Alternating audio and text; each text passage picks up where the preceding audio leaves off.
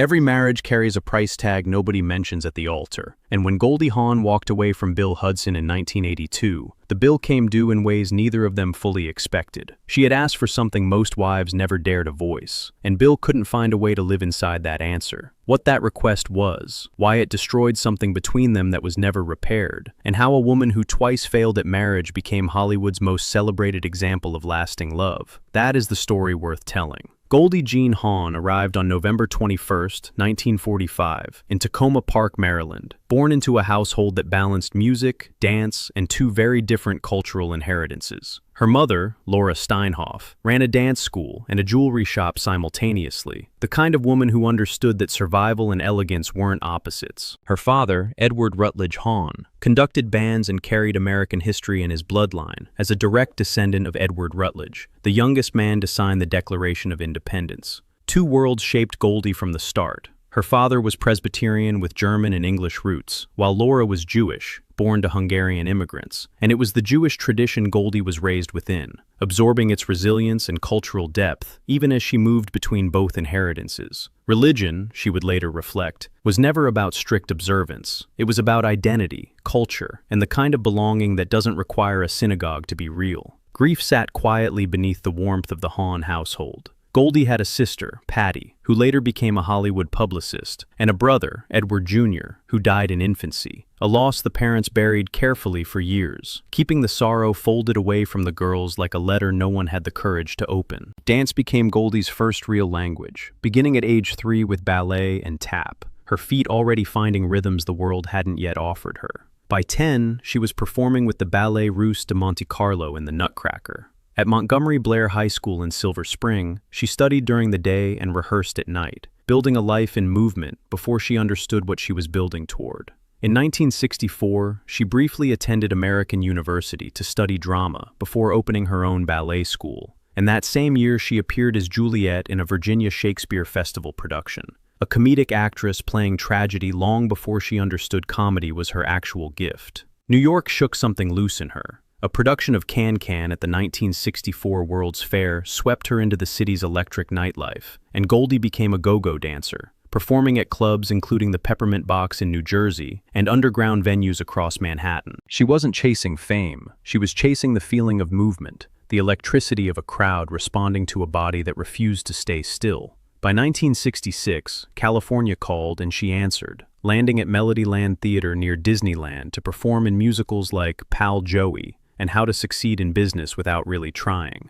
Television caught her first with a role on the short-lived sitcom Good Morning World in 1967, playing a ditzy blonde girlfriend who landed every punchline with precision that had nothing to do with luck. The role was stereotypical on paper, all breathy charm and wide-eyed confusion, but Goldie had already figured out something most performers take years to learn, that comedy lives in the eyes, not the words.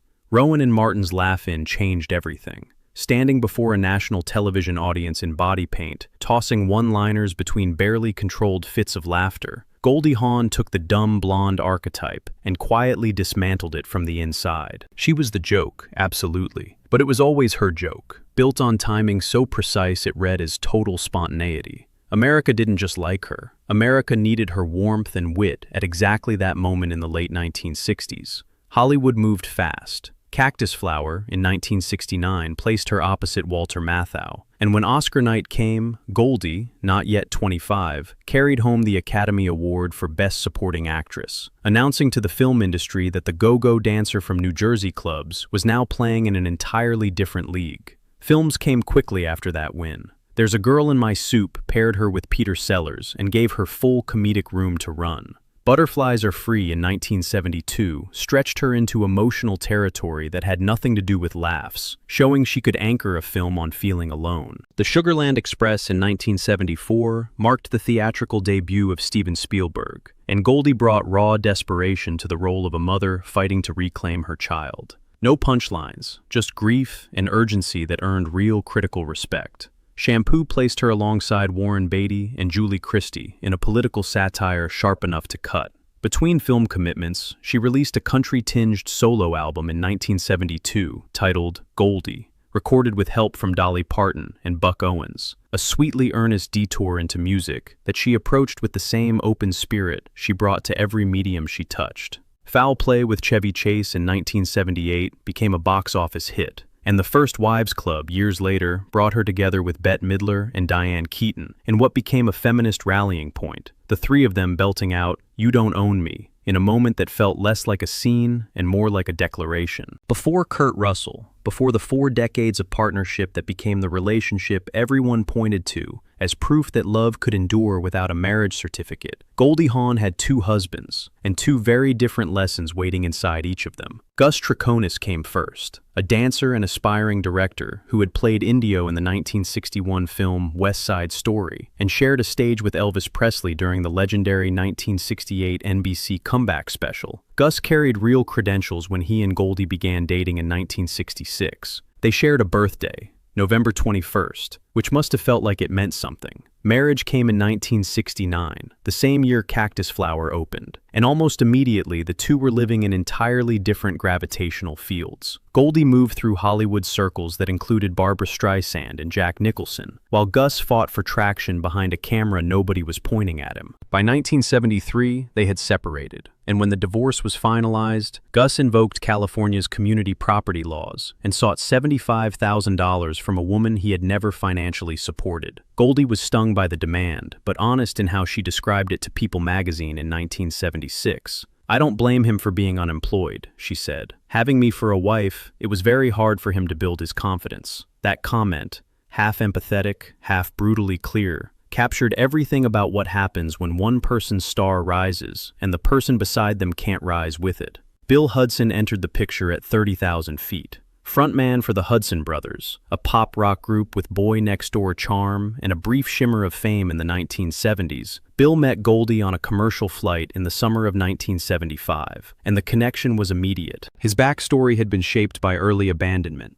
His father walked out when Bill was around 6 years old, reportedly saying he was going for cigarettes, never returning, leaving the Portland, Oregon household entirely to his Italian-American mother, Eleanor Salerno, who raised 3 boys on welfare and determination. That early departure marked Bill in ways that would surface later, in marriages and estrangements and public accusations. Before Goldie, he had dated Karen Carpenter, Loretta Swit, and Jill St. John. None of that history mattered the moment Goldie Hawn sat down next to him on that plane. By New Year's Eve of 1975, she had filed for divorce from Gus and accepted Bill's proposal in almost the same motion, a dramatic pivot that even Hollywood couldn't have scripted cleaner. They married in July 1976, 1 month after the divorce was finalized, and their 2 children, Oliver and Kate Hudson, arrived and would eventually build their own careers in film and television that dwarfed almost everything their father ever produced.